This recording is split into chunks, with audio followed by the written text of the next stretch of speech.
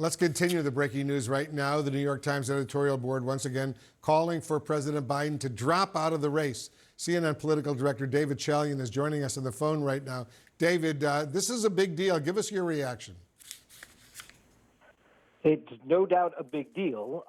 This is part of what is a moment for Joe Biden, Wolf, in his 52-year career in politics on the national stage that he has never experienced before. This kind of political pressure that is being applied now from editorial boards as prominent as the New York Times, from the donor class, from party stalwarts inside the Democratic Party, elected officials.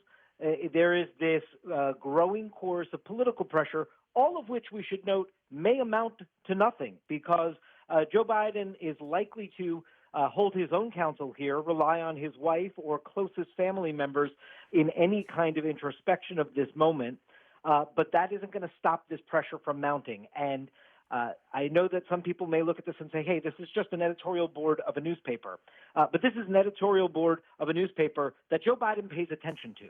And so it is not by accident that the New York Times is sort of delivering this and just doing it as their own opinion here from their editorial board. It is a clear letter, basically, to Joe Biden to call him to this moment and see if, according to them, he will reconsider his candidacy because, as the editorial board puts it, Wolf, they believe that is the surest path to defeating Donald Trump, that Joe Biden being the nominee is no longer the Democratic Party's surest path to defeating Donald Trump. And obviously, the liberal New York Times editorial board is opposed to Donald Trump's candidacy.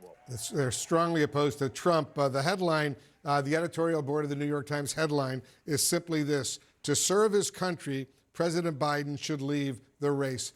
David, those are very strong words from the New York Times. I'm sure words that the president never expected to hear from the New York Times. I can't imagine just personally what a bruising moment this is for the president. Obviously, you saw him put on a strong face today when he was in Raleigh, North Carolina earlier today. Now tonight, New York in fundraisers. He's going to face some of this donor class crowd that's been very alarmed in the last 24 hours, or their concern has ratcheted up since the debate last night.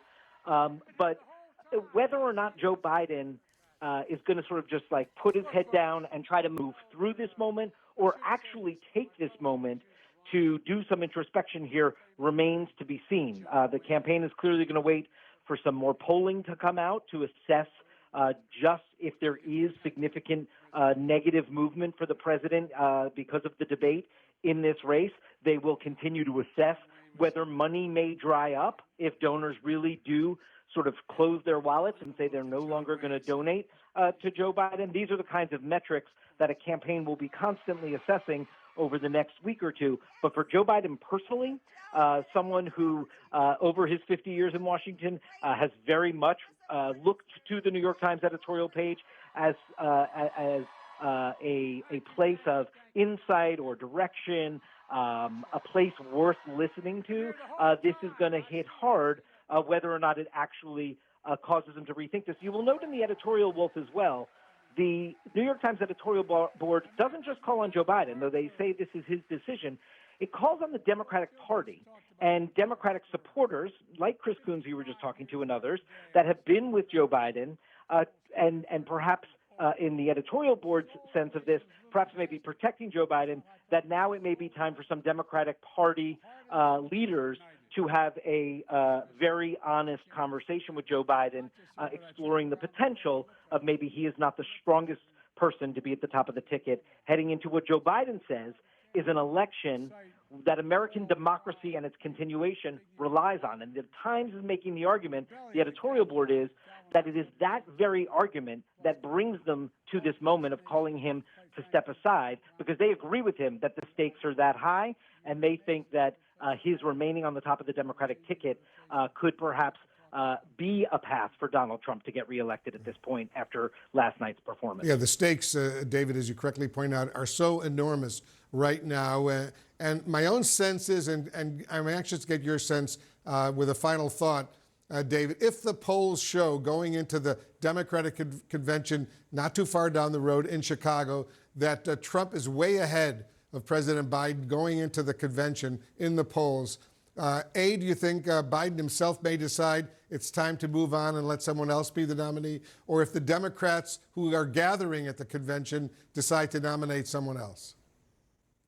You asked such a good question, Wolf. Right now, I just want to say, and we have no evidence that Joe Biden is reconsidering his run for president yet. There's no evidence of that he's actually heeding this call from the New York Times or some others today. But because this is all happening before he is the officially selected nominee of the party, you are right to note the convention will gather in August in Chicago. I have a hard time seeing, if Joe Biden remains a candidate, how the convention sort of pries the nomination away from him. However, if over these next weeks he does decide to leave this race, it will be those convention of delegates that will have the power to choose a nominee moving forward, because the primary season, of course, is over. So voters, Democratic primary voters, will no longer be part of that process.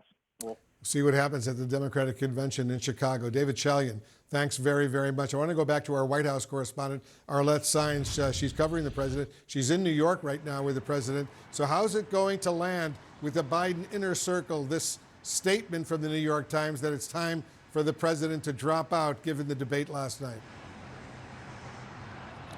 Well, Wolf, we're still waiting for comment from the Biden campaign relating to this new New York Times editorial board column saying that the president should step aside in this race. President Biden right now is at his hotel here in New York City, waiting to go to a fundraiser a little bit later this evening with the supporters from the LGBTQ community. But this New York Times editorial board column does come at a time when there has been so much angst coming from Democratic circles after President Biden's performance in the debate last night. The question is whether that Democratic angst, whether a call like this in a major newspaper that is read around the country and around the world, frankly, will have any weight with President Biden or his inner circle who are advising him at this time. President Biden and his team do pay attention to the New York Times and are aware of the wide breadth of their reach, but it does, I think, further cement some of the Democratic anxieties that have been playing out behind closed doors about the president's performance last night. So far this morning, earlier today, when the president was in North Carolina, you really saw him trying to attempt to have this reset in his campaign, being much more fiery on the campaign rally stage than he was on the debate stage as he was going after Trump, but also acknowledging his own fault in that performance, saying that he knew that it was a bad night, that he knows that he's not the same debater, not the same as in the past, but trying to make his argument to voters that he's still well-intentioned. The question is how that will play in voters' minds in the coming days and weeks as this race is shaping up. Now, one thing I will note that's interesting relating to the New York Times and the Biden campaign is that there was quite a bit of disdain from the Biden campaign back in 2020. You'll remember that the New York Times editorial board had endorsed two other Democratic candidates over Joe Biden. That is something that the campaign really had pushed back on at the time, and instead was highlighting the fact that there was a security guard at the New York Times who had been captured in this viral video with Biden saying that she supported him. They were trying to kind of play this as New York Times versus